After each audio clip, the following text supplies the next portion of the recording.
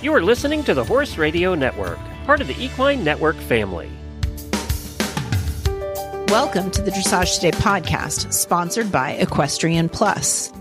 Today, in addition to our Ask the L question, we are going to just chit-chat a little bit about Aviva. For those of you who haven't heard her original interview, I want to remind you of all of the cool things she's done. Our lucky listeners. Our lucky listeners. Hours of nothing but Aviva. I'm so sorry, everybody. Feel free to turn it off now. I will put a timer on her. It's okay.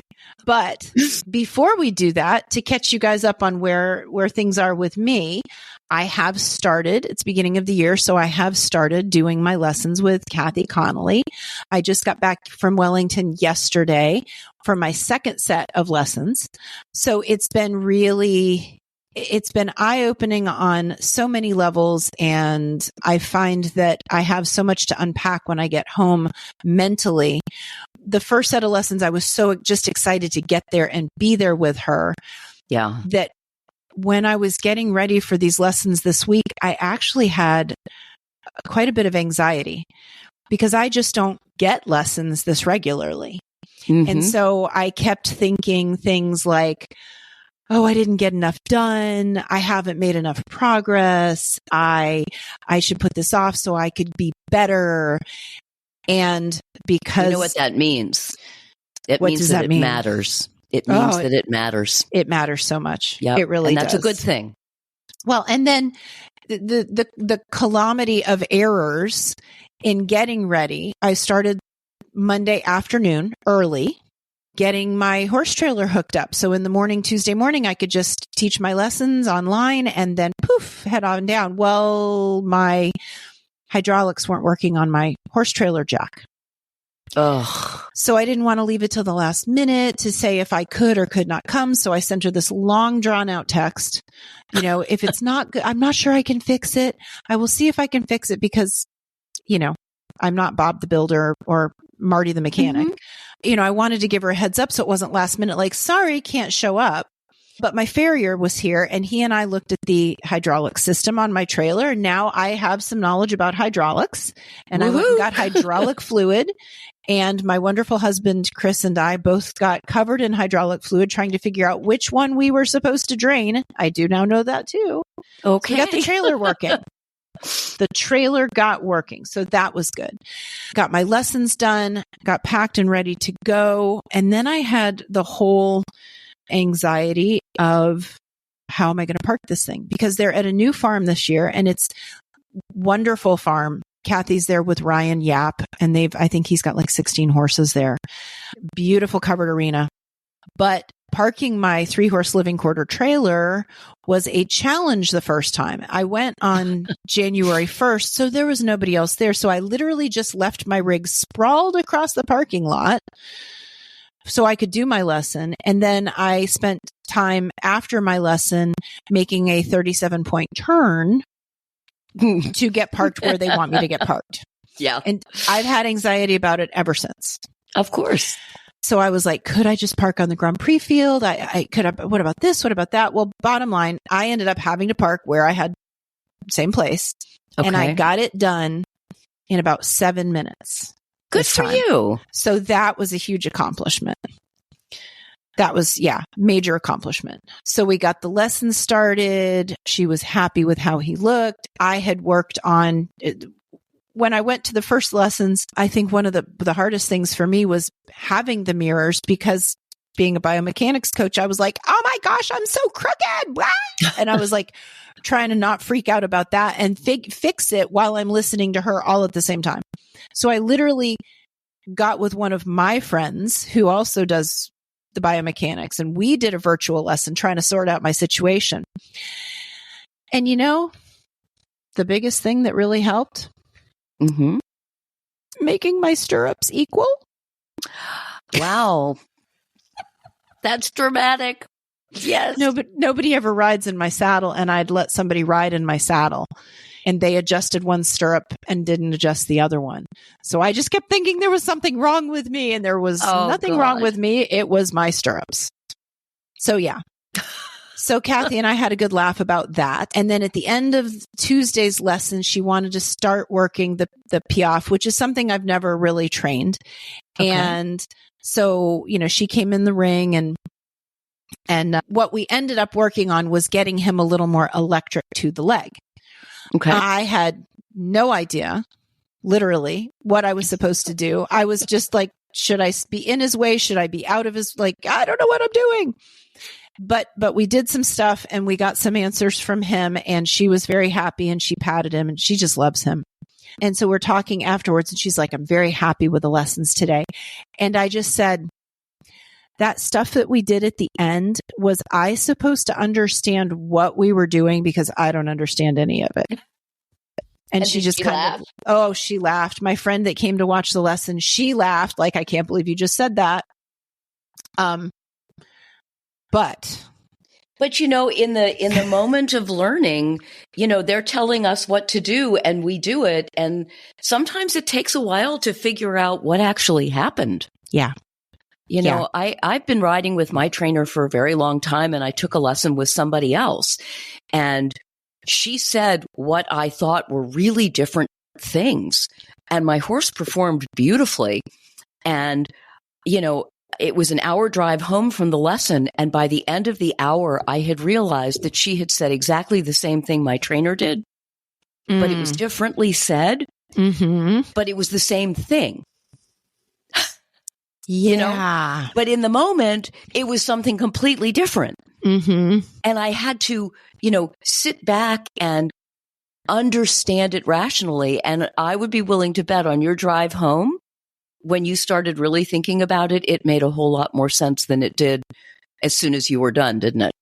Well, I've definitely been unpacking in my head. And I've been getting videos on my Pivo, so that's great. So I've been able to kind of watch it and go, oh, okay, that's what was going on. So I haven't gotten to look at my videos from this time yet, but our second lesson the next day was significantly more understandable on my part, and B, just all around better. Good. Yeah. Yeah. Usually I come in, I have a strong first lesson. My second lesson, I haven't unpacked everything yet. So my brain kind of short circuits, but it was the other way. Interesting. This time. So I'm going back and again in 2 weeks. Well, the learning is hard. It's that saying, you have to be willing to suck at something in order to be good at it. And, the thing that makes a good student is being able to open yourself and say, help. Yes. Or I don't understand what it is that we're doing. And a good instructor is one who can say, this is what we're doing and this is why we're doing it. And it sounds like Kathy is that. So this is a little funny. We went to dinner Tuesday night at a local hotspot in Wellington, and there's a horse statue out front. And Kathy said, you got to get on the horse. Everybody cool gets on the horse. And I'm like, okay, I'm getting on the horse. So she has pictures of me I'm kind of in a rodeo, one hand up, one foot kicked forward position on this brass horse. Mm-hmm. And she sent me the pictures yesterday. And in her text, she said, I appreciate that you have been making a Herculean effort to get your right foot forward, because it's my naughty foot. Okay. But I have to tell you, this is too far. This is a little extreme. So I just love her sense of humor. I'm like, I think she might not just make me smarter. She might make me funnier too. Oh, I love it. So, and then while I was down there, my dear friend Amy measured me for my brand new spiffy show boots that I'm ordering. Oh, hey, what are you getting? I'm getting some Gallers because you told me they're amazing. I love my Gallers. I know you do. What color are they going to be? And what kind of bling? Tell me everything. I'm getting black patent leather, but the foot's going to have some of the brushed leather because it's me. And I mess things up easy. Trust me, I have black patent leather. I'll never do it again. But I think everybody has to try it once. Yes. So yes, I'm in the try it once. They are so stiff. I'm getting the semi-stiff. Okay. I'm getting semi-stiff. So we'll see what that does. But then at the top, I've got a little row. There's the black pattern as the top, skinny stripe. And then I'm getting this beautiful burgundy croc skinny stripe. So it'll kind of go with my pink show coat, but it'll also go if I have like a navy on. Lovely. And then there's a little row of crystals. Of course there are. They're so pretty. Oh, I love crystals. You know, I'm all about the bling. So, well, congratulations. That's exciting. Yeah. It's been good. So let's go to our L question. Sound like a good time? Sure. Okay. This L question comes from Diana, and I think this is a great question for so many people. When do you know that it's time to move up from first to second level? That's a really, really good question. And it's a hard question to answer. So, usually, I always say that, I know. But, usually we say, oh, you're getting really good scores at, whatever level, it's time to move up. Mm-hmm. But some of the levels are a bigger jump than others of the levels. And first to second level is a really, really big jump. And it's not just because at second level you sit the trot. Okay. Which definitely, can separate out the ponies from the horses, Because, I remember back in the day when I was first riding and you had to sit the trot at first level except for the lengthenings. And, because that was so horrible, they changed it that, you could post at first level. But at second level, you do need to sit. So for you to move up, not only do you need to have developed an independent enough seat that you can sit your horse's trot and be effective sitting your horse's trot. Mm-hmm. Because, there's more than just sitting there. You also have to be effective. It's more than being able to ride a shoulder in. It's more than being able to ride a 10-meter circle rather than a 15-meter circle. It's about collection. And it's about throughness, and it's about balance.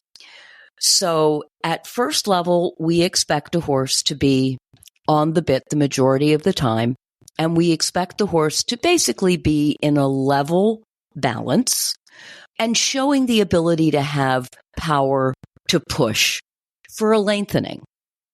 But a lengthening and a medium are not the same. A lengthening, the horse's stride gets longer. Hello, lengthen. Mm-hmm. A medium, the horse actually rocks back on the hindquarters, lifts up the front end, and powers forward. That's collection, right? That's the sitting. Okay. So you can do a shoulder in movement in level balance, but a true shoulder in should demonstrate that the horse has actually dropped the croup, has lifted the shoulders, and has changed the way of going. And one of the most profound things that I ever heard was at one of the L program workshops, and one of the judges who was teaching said, what you should see is that a shoulder in improves the quality of the trot. So you can ride on 3 tracks, and you can ride the correct, body shape of a shoulder in. But a true shoulder in should start to show cadence in the gaits. We don't use the word cadence until second level, because at second level you are starting to show collection, and cadence is part of collection. And cadence is the thing that makes horses wow. That's that, suspension and that expression and that lift and that wow factor. It gets more interesting.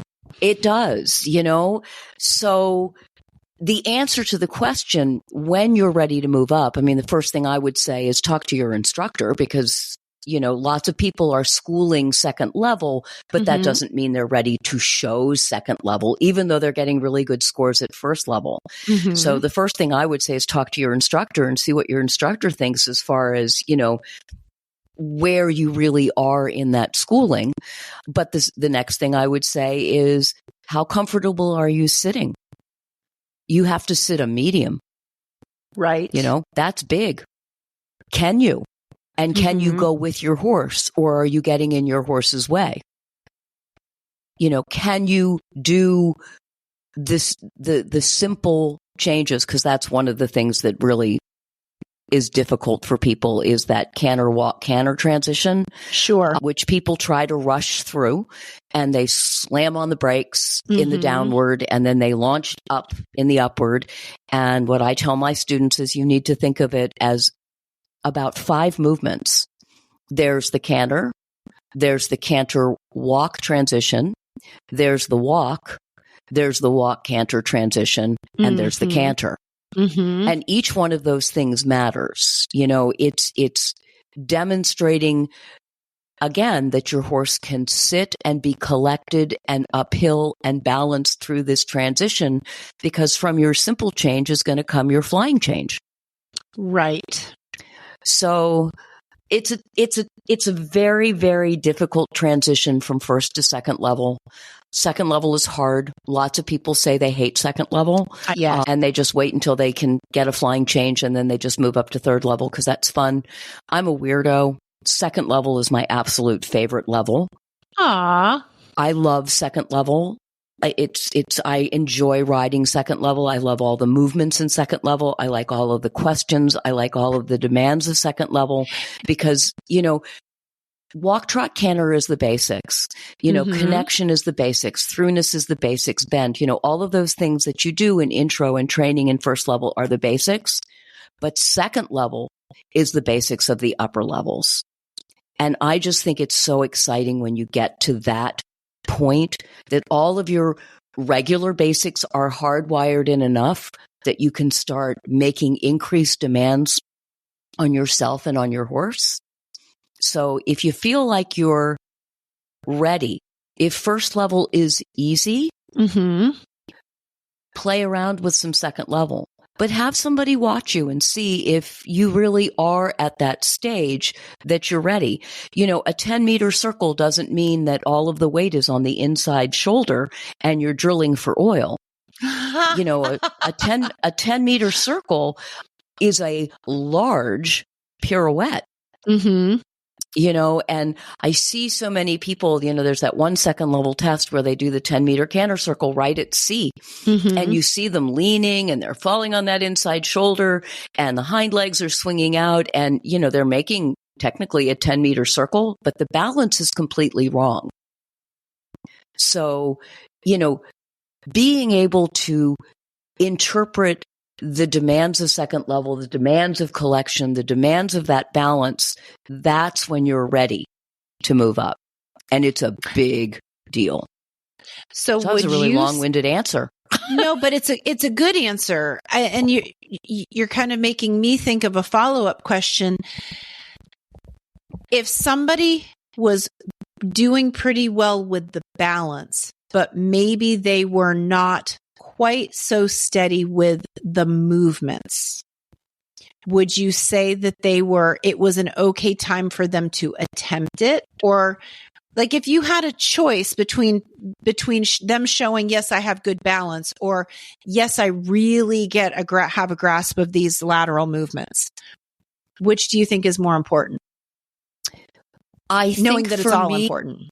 I think for me as a schooling show judge, I want to see that the balance is there. We talk a lot about, Grand Prix is training level with tricks.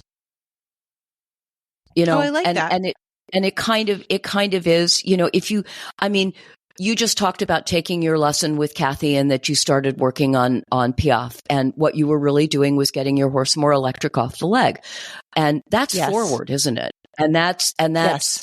Clarity in a transition. And that's actually a beginning of throughness and connection and all of those kinds of things. So here you are working a Grand Prix movement, and it's the same thing that we would be working on as a training level horse. Right. So if you can create the balance for second level, which is collection, if you can create the balance, creating the shoulder in, the haunches in, that's just a trick that should come relatively easily once you and your horse understand That what the balance. question is. Yeah. Because the other thing is that people don't understand a lot of the movements. We can say, what's a shoulder in? Well, it's a 3-track movement. Mm-hmm. But what does that mean? I mean, we don't talk about the fact that the outside hind hip should drop and the inside shoulder should be a little bit lifted, Mm-hmm. and that the horse's nose shouldn't be past the point of the shoulder to the inside. And those that there are all are the 2 things that the pieces to judge the is shoulder looking. in, Right. that there is bend and there's angle, and they're not the same thing. Mm-hmm. So, once you understand all of the pieces of the movements, I think it's relatively easy to explain it to your horse, particularly if your horse has the balance to do it. And then, we do shoulder in at 2nd level, but we're also doing it at 4th level. Yes. And at pre-St. George. Yes. But a 2nd level shoulder in doesn't look like a pre-St. George shoulder in.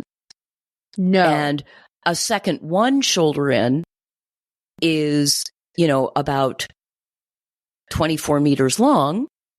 And, maybe a 3rd level shoulder in is longer than that or shorter than that, and then goes into a half pass.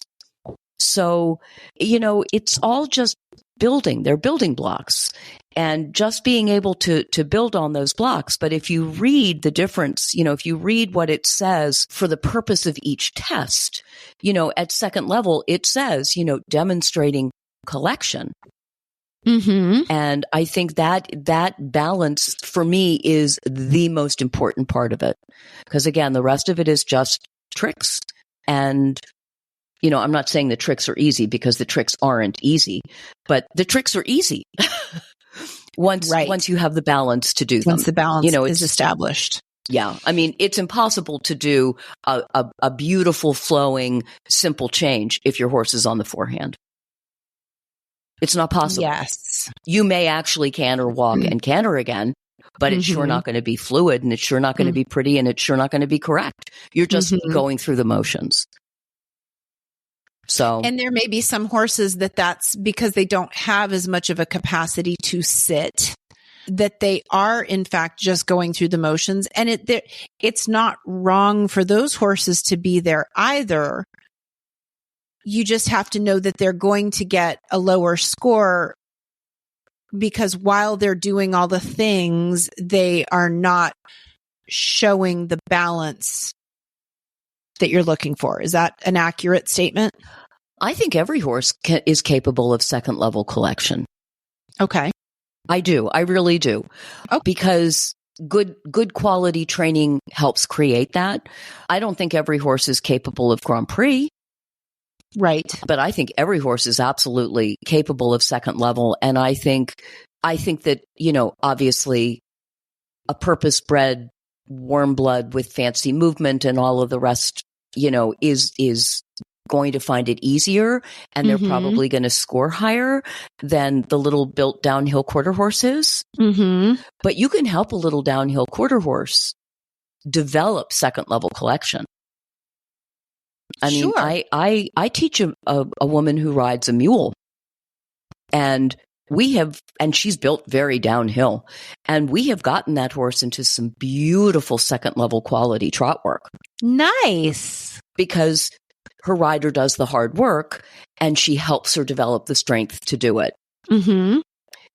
Can this particular mule go beyond 2nd level, 3rd, 4th? I don't know.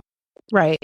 I don't know, but the 2nd level is certainly doable. And never say never.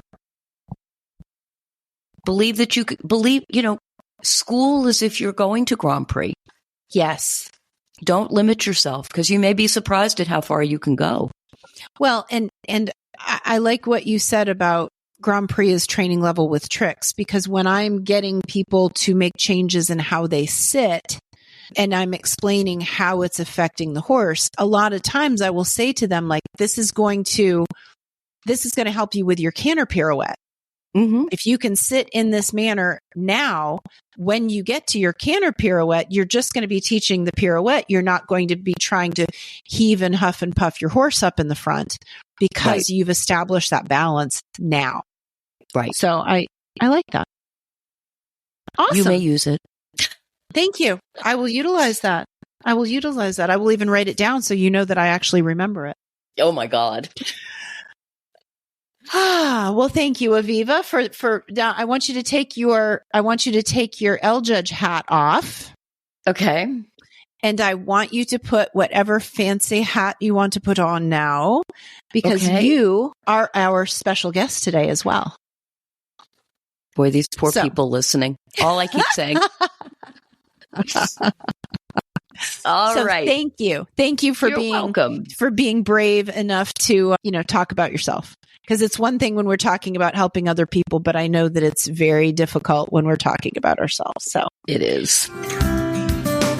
From short training tips to how-to videos and insider access to private clinics and lessons, learn from top dressage experts with Equestrian Plus.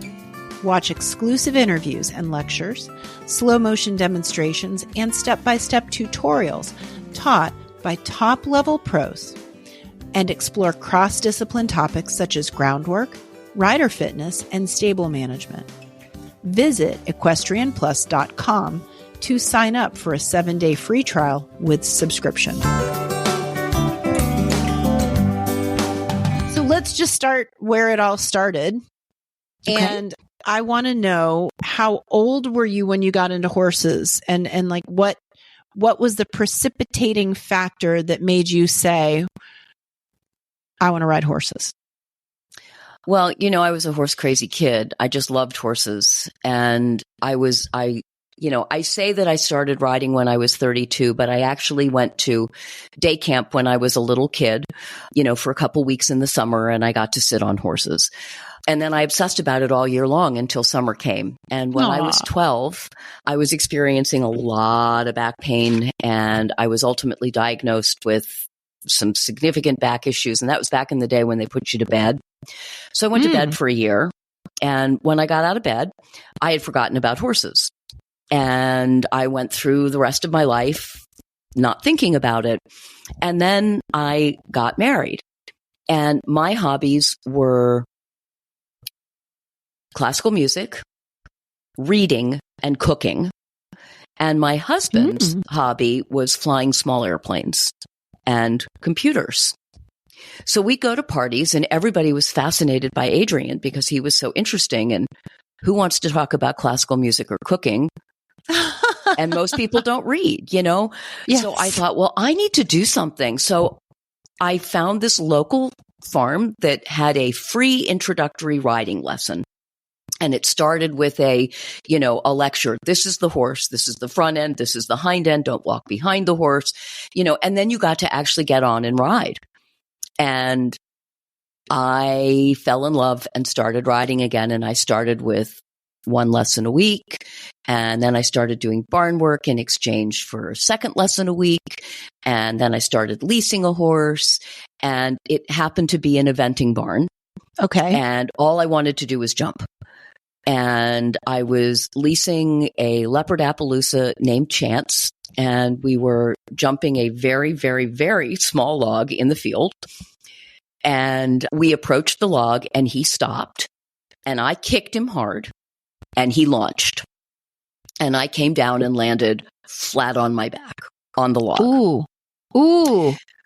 And went to the hospital, told I was never going to walk again, all the bad stuff, needed surgery, left the hospital, didn't have surgery.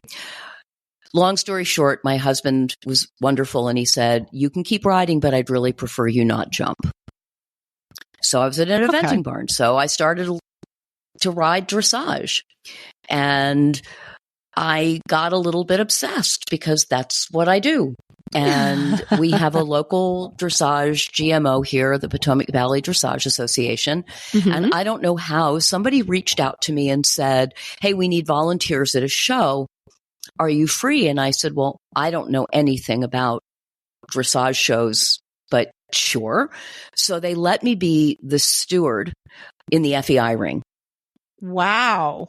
And I got to see upper level dressage, which I had, of course, never at that point seen. And I thought, I want to do this. And so I started doing it. And I worked really hard, and I bought a horse that wasn't suitable, and then I bought another horse that wasn't suitable, and you know how it is. And I just kept, and I had wonderful instructors along the way.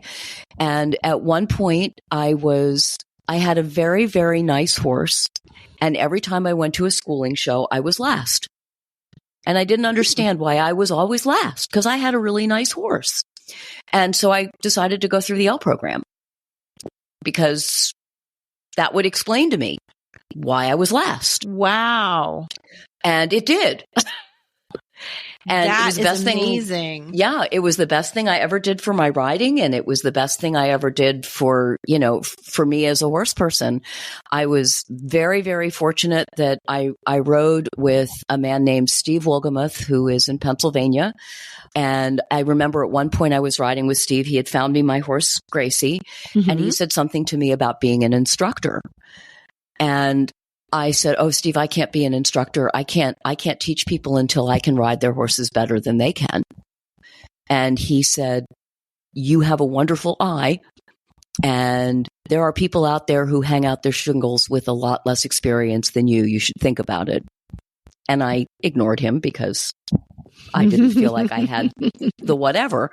And I went through the L program, and I learned that I graduated with a very high score, and I did know what I was looking at and what I was doing. And so I got fired from my real job. And again, my wonderful husband said, "Well, now's your opportunity to try to make it as a horse person." We love husbands like that. I know. And I said, "There's no way I can make it as a horse person." And he said, "You don't know until you try." So I hung out my shingle, and I started teaching, and I continued judging, and now I am where I am. So how cool is that? That's pretty Everything amazing. was accidental. The accidental instructor. That's what we're going to call you. Yes. That's really amazing. And to start it at 32. Yeah. Yeah. I'm kind of obsessive. When I want to do something, I kind of throw everything into it, which, isn't that true of dressage riders? Oh, yes. Oh, yeah. Oh, yes. Over Triers Anonymous. Hi, I'm Stephany. Yes. Hi, I'm Aviva. Yes. Oh, that's so funny. So the L program was really, you went into that not thinking, oh, I want to be a judge. You went into it saying to yourself, I want to learn why I'm not doing better. Oh, absolutely. I mean, I went to the first session, the A session, and the group of people that I was with, they were all FEI riders. At this point, I had I had my bronze medal, but just sort of scraped it through. Didn't really know what I was doing. And these were all FEI riders who had been instructing for years and who had already been judging schooling shows, and I was so incredibly intimidated, and I wasn't any of those things. And I'd never taught a lesson in my life at that point. And I left, and I talk about imposter syndrome. I was like, I'm not going back. Aww. But I did. And I had wonderful people I had Marilyn Heath as one of my instructors, and I had Marielle Barnett and Debbie Rio Rodriguez. I had wonderful people, and they worked as mentors for me, and they supported me, and they encouraged me. I met one of my instructors that way. Actually, our L program person when I was in Wisconsin was Elizabeth Madlener. Okay. And she is local to Maryland, and I had just never met her in Maryland. And she was a tough cookie, but we really got along, and I ended up riding with her for 3 years. And, and she's the first person who actually introduced me to biomechanics. I giggle. I used to send her emails, updating her about my rides and things. And about once every 6 months, I'd send her an email, and I'd say, "Dear Elizabeth, tonight, for the first time, I really found my left seat bone. It wasn't at all where I thought it was, but I really found it tonight, And she would write back, that's great. Good for you. And 6 months later, dear Elizabeth, tonight I really found my left seat bone. Oh my gosh. But, she was the first person who ever used the word seat bone. I had never heard, I didn't know what I was doing. I mean, I remember I was having a lesson with her once and she told me where to put my body, every single body part. And I rode the most spectacular shoulder in the history of shoulders in. And if she had said to me, ride a shoulder in, I would not have done what she told me to do. And it just really drove home to me, how our interpretation of what we need to do can differ from what we really need to do. Yes. And how important having an instructor is. How important it is to have somebody say to you, there, you have it, there, feel your body, there, that's what it feels like, or that's wrong. When I was learning how to do a lengthened trot and, you feel something, right? And you go, oh my God, that was amazing. And, what you felt was your horse's back dropping and flinging his legs out in front of him. But that's not a lengthening. Right. But that's what you think is a lengthening because that's what you think it should feel like. Yes. So, Elizabeth was that for me. And, as I said, as I went through the L program, I learned so much. And I think the thing that people forget is that, especially now that the U.S. has gone through this whole L process, all the judges have the same training, more or less. And we all started someplace and we all want to see people succeed. Right. We look at the judge as being so adversarial, but we're not. Yeah. No, I agree with you. And I think that's a good thing to point out because the judges are normal people just like you and I. Yes. But they've been taught to have a critical eye for the purpose of helping you get better. Yeah. They're not there to pat you on the shoulder and say, hey, we're so glad to see you today. They're there to say, this is good, but that really needs some work. Exactly. So. Exactly. And that's, the humility of being a student and the willingness to suck before you get better is putting yourself on the line. Yes. And it's hard. The horse business is hard and being a rider and showing is hard. Yes. Yeah. Yes. But, I in one of my morning motivational things, it says getting out of bed is hard. Laying in bed is hard. Pick your hard. Yeah. So you mentioned that you quit your job or did you quit or did you get fired? I actually got fired. And that's another really very interesting story. Well, but so we're not going to talk about that. Well, that's what I wanted to ask you is what did you do before you became a horse professional? So I've had lots of lives. So in my first life, I studied to be a rabbi. In my second life, I studied to be a musician. In my third life, I was a social worker. Okay. And I was a social worker. I primarily worked in physical rehab, spinal cord, and head injury. Wow. Yeah. And my last job in social work was actually sort of not really a social work job. I was marketing a wound care program for a nursing home. So yeah, I've gone through a lot of iterations in my life. The rabbi thing's very interesting. I don't know that I knew that women could be rabbis in the Jewish faith. Yeah, that's very cool. Yeah, that's super cool. And what a varied background you have. What kind of musician were you going to be? I was a classical pianist. Do you still play? Not at all. I have horrible arthritis in my hands. Okay. So we save our hands for riding. Yes. Because that's the most important thing ever. Well, my husband and I, when we were first married, used to go whitewater rafting. And the last time that we went, it was really, really, really bothering my back. And I said to him, you know what, I'll keep going with you and I'll camp with you and I'll hang out with you, but I'm not going to go whitewater rafting because if I'm going to hurt my back, I'm going to hurt my back on a horse. Amen to that. Yeah. We have priorities here in life. Absolutely. That's Absolutely. so funny. So, okay. So the fact that you're judging, your L program judging was a learning effort as opposed to necessarily a professional path is tell me why you did not choose to go on to be a rated judge. I can't. In order to move into the small R program, you need to have scores at 4th level. I believe at the time that I was looking at it, it was 5 scores of 65% or better at 4th level. Okay. And that's hard. Yeah. And my horses all, broke for various reasons between 3rd and 4th level. So I never got the scores that I needed to move up. Okay. And then you need even more scores. You need scores at the Prix St. George to move up to the large R. And then you need the Grand Prix scores at the S. And I've aged out. I'm too old to move up. Okay. So, but I love doing the schooling shows because the schooling shows you actually get to talk to people. Right. And, at a licensed competition, you get thank you. Yeah. You get to smile and nod and then drop your head again. Yeah. Now, you're pretty prolific in your schooling show judging. Like how many schooling shows do you judge in a year? 30, maybe more. That's a lot. Yeah. That's almost a lot. Every weekend, sometimes twice in a weekend during the season, and then, winter things occasionally. Okay. So a lot. Yeah. That's very cool.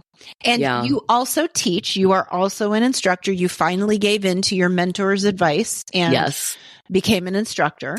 So how much of your time is taken up teaching? A good bit. I do a lot. What I like to do is clinics where I go to various barns like once a month or once every other month and work with basically the same people so that I'm not necessarily their regular instructor. I'm just an adjunct instructor and I get to see what they've been able to accomplish in a month and then give them some more tools to move along just to help support the regular instructors. I do have people who trailer into me, not as much as I used to. I pretty much, you want to learn, I want to teach you. That's awesome. Yeah. Yeah. That's kind of my criteria. I like people who A, like their horse.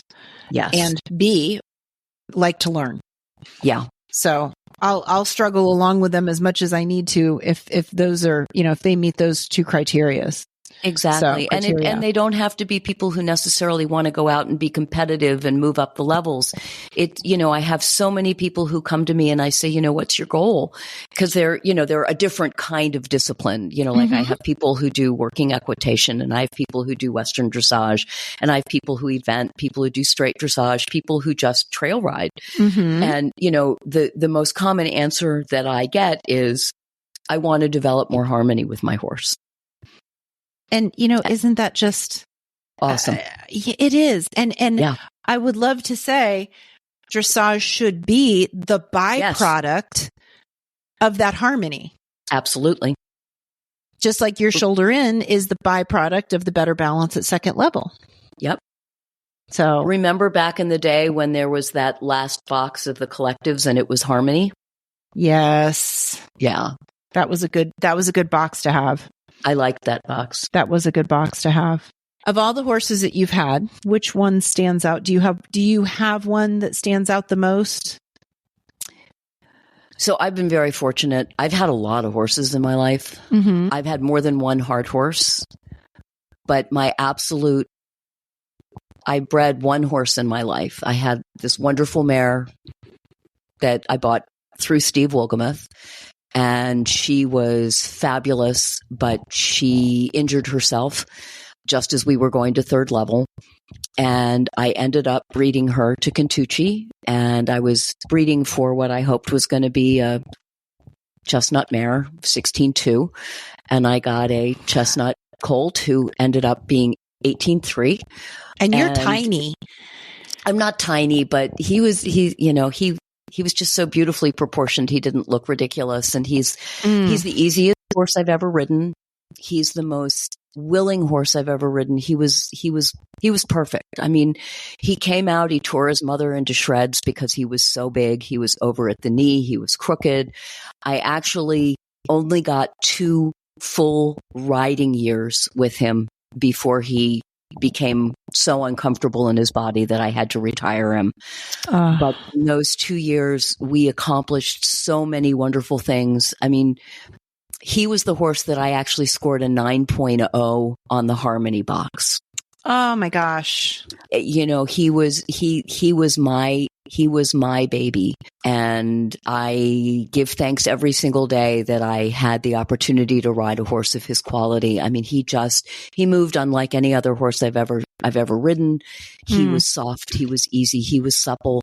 The only struggles that he had were, you know, literally physical struggles, but he was just wonderful. So if I were to bring back one, it would be my Q. I lost him just a little bit less than a year ago.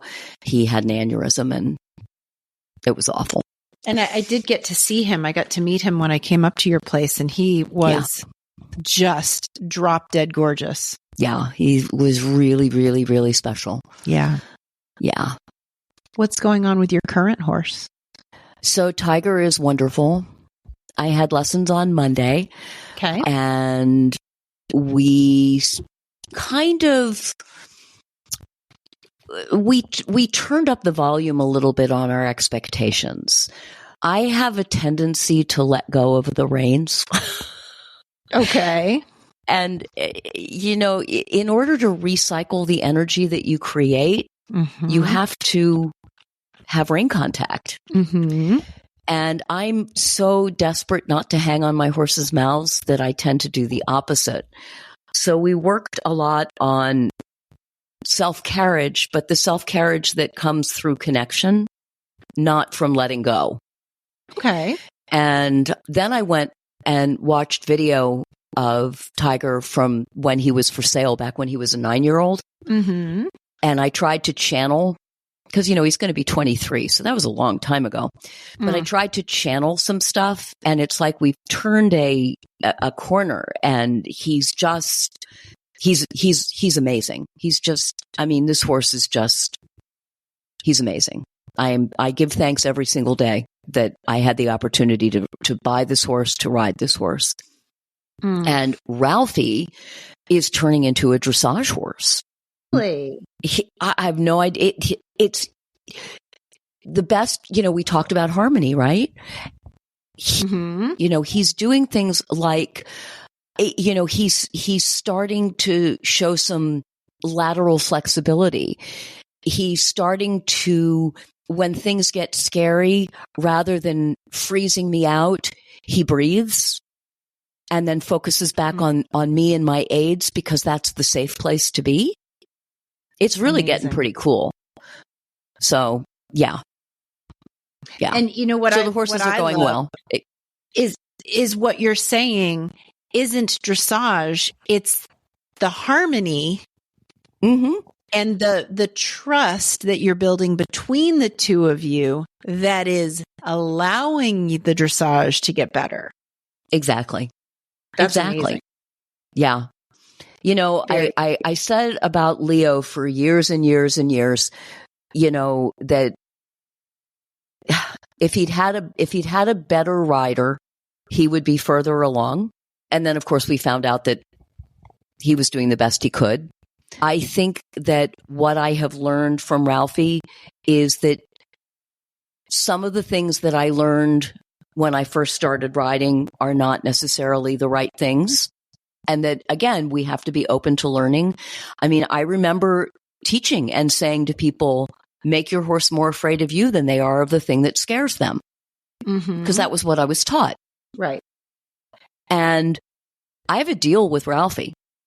If he's afraid of something, we don't go near it. It's okay. And gradually, I'm not afraid of it. And I tell him I'm not afraid of it. And as the ride goes on, we get closer and closer until we go past it. And he learns that it wasn't scary. But I don't force him into scary situations. And 2 years ago, I would have. Right. So we get the horses that we need, not necessarily the horses that we want. Mm-hmm. Very, very wise words. Very wise words. Thank you. There can't be anything else you want to know about me. Well, I think I'd like, can you give us, because this is really cool, can you give us a quick synopsis of your trip to being an American representative at the Maccabi Games? Let people know what that is. Sure. It's the coolest thing. It's the coolest thing. So the Maccabi Games are basically the Jewish Olympics. They're held every 4 years in Israel. And for the last few of them, they have actually had dressage. And you can choose to bring your own horse over there, but that's prohibitively expensive. So basically what my team did was we all leased horses once we got there. So you're basically catch riding, and you're riding against, they were all Israelis riding their own horses. So, it's a stacked deck.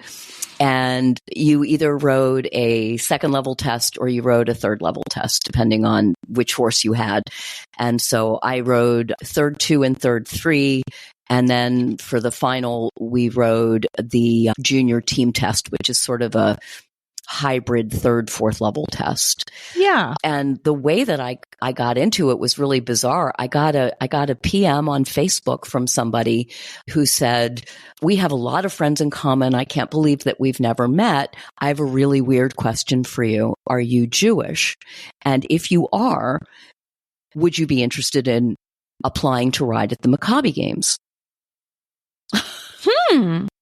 And I looked her up, and we had a lot of people in common. And yes, I'm Jewish. And so I wrote back to her. Membership has its benefits. Yeah. And I said, I'm so honored that you asked me, but, I'm not an FEI rider. And she said, "Well, you don't need to be. You need to have ridden to fourth level. Can I call you?" So we ended up talking for about an hour, and I had to submit an application, obviously, with riding demos. And then I had to fill out a questionnaire about all kinds of stuff. And some of it was really funny. Some of it was like, how do you deal with things not going according to plan? Right. And I consider myself a pretty inflexible person. So I lied. and then, of course, I got COVID in Israel and couldn't ride the horse that I had leased, and discovered that I guess I am more flexible than I thought I was. But I think horse people sort of have to be. Yes. So anyway, so I filled out the application. I sent them, all the stuff, and I didn't hear anything, and I didn't hear anything, and I didn't hear anything. And I thought, oh, well, I'm a professional because I teach, but I don't consider myself a professional rider. I'm a good amateur, and they didn't want me, and that's okay. And so when she called me, I answered the phone and I said, "Oh, hey, it's okay. I understand you didn't select me." And there was dead silence. And she said, "Actually, I was calling to ask if you would come."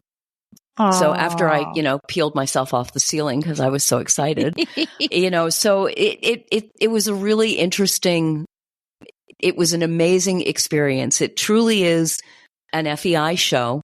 There's a jog, it's very serious. But for me, I'm a big chicken, and riding a horse I don't know at that level in front of people. When I told my trainer that I was going to do it, she was like, "You really are going to do this? You? Have you met you?" Yeah. Do you know you?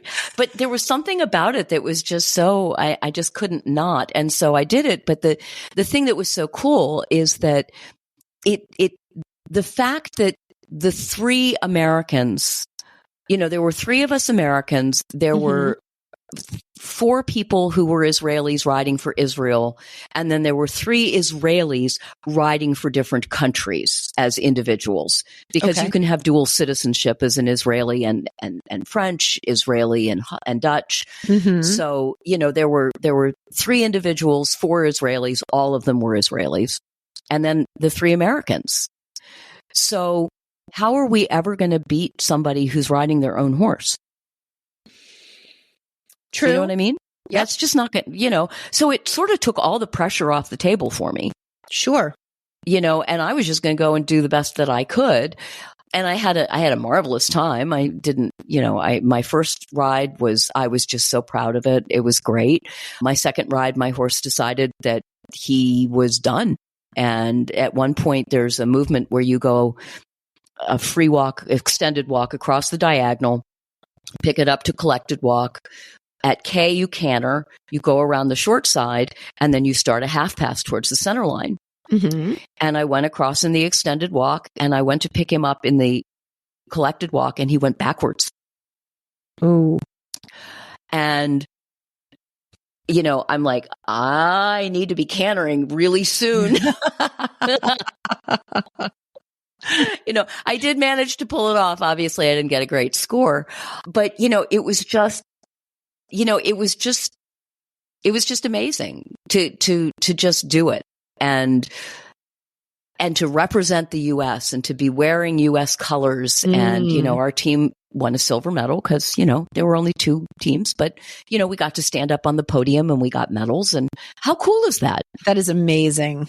Yeah. And I'd never been to Israel before. And after our part of the games were over, we had time to just spend touring and seeing things. And, the food was amazing. And even when we had COVID, we were at a kibbutz that was right on the Mediterranean.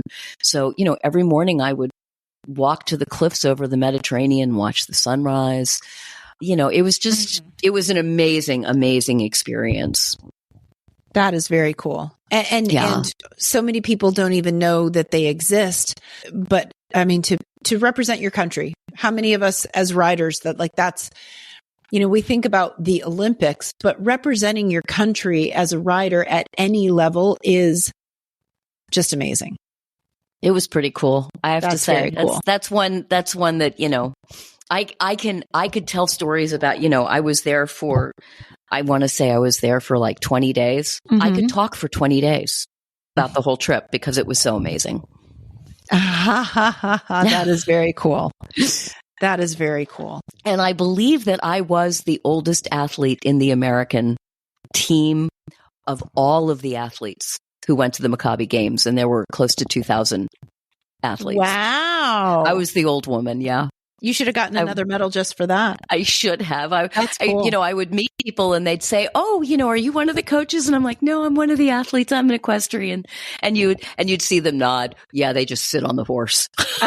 Well, the horse does all the work. I mean, we all know that. Exactly. That's why the old lady is able to do it. Oh my gosh, that's awesome. Yeah.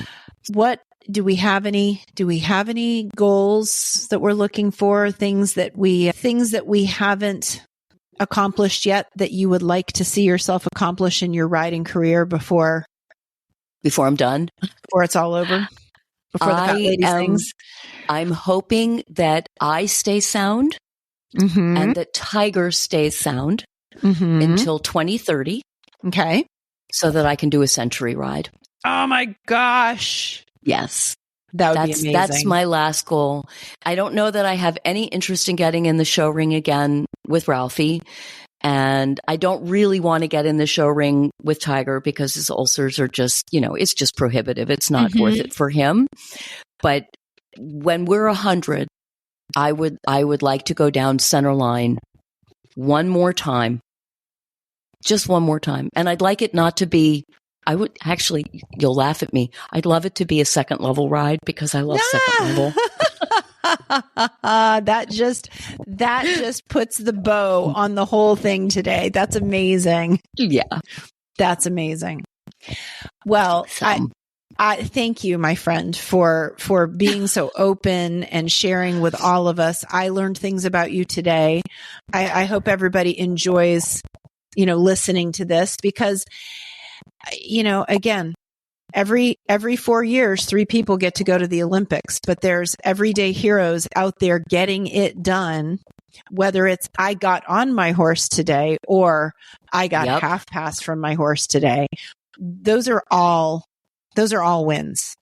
So thank you for celebrating and sharing your lifetime with horses wins with us. You're welcome. Thanks for asking. Absolutely. Absolutely. All right. We will reconvene again. And if anybody has any more questions for me for the Ask the L, please feel free to reach out either on social media or if you know my email or on Facebook or whatever, because we are looking for questions. And it's a cool way to get your name out there. Yes. Yes, it is. And we are also happy to take suggestions. If there's people that you would like us to talk to, we'd love to hear from our listeners. If you have suggestions of somebody that you know, whether they're a local hero or, you know, somebody on more the national level that you'd like to learn more about, feel free to send us suggestions. We may not be famous, but we get connections.